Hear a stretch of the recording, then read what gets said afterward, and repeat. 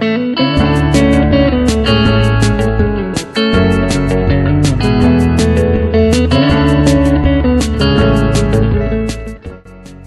to the U.S. Department of Health and Human Services, in the late 1990s, the increased prescription of opiate medications led to widespread misuse of both prescription and non-prescription opiates, before it became clear that these medications could indeed be highly addictive. In 2017, the Department of Health and Human Services declared a public health emergency.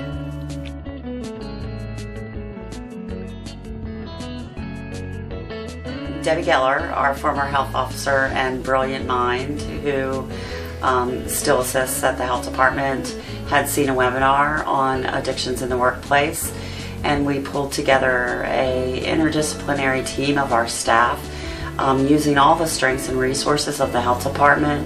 One of our best partners in this project has been our environmental health staff, who have a lot of interaction with the restaurants on a daily basis with their role as sanitation and inspectors.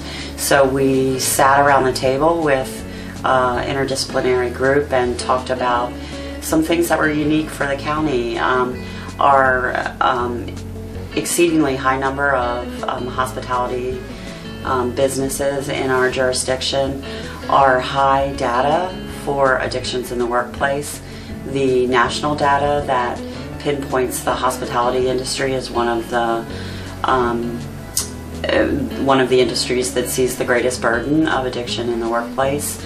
And so looking at all that data and having all those partners around the table, we said this project is perfect for Worcester County with our tourism industry, and if we can rally all our partners like the Hotel Motel Restaurant Association and hospitality schools, we can really put together a innovative project that we could then later kind of go to the next business that has the highest prevalence of addictions in the workplace, which looks like the construction business.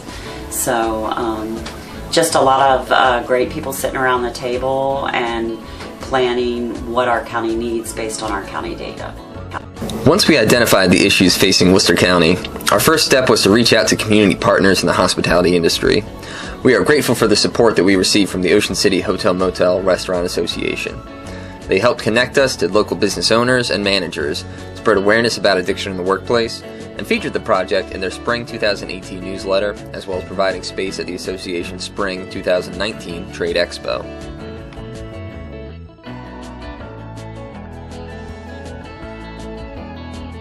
I think it's really important because we have to understand that businesses can't do everything alone, nor can government do everything alone. And really it takes everybody at the table talking. You know, it's affecting government from this angle, it's affecting business from this angle.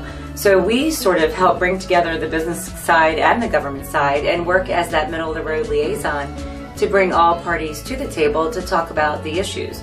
And even to bring the employee side, because I have had employees in the past come to me and say, you know, how would you handle this, or what should I do about that? So it's really important just to, again, bring all parties who are affected to the table. After partnering with hospitality industry leaders, our next phase was to reach out to local schools, including Warwick Community College, Salisbury University, and the University of Maryland Eastern Shore. We wanted to introduce students to addiction awareness education, prevention strategies, and coping techniques to help prepare them for entering the workforce.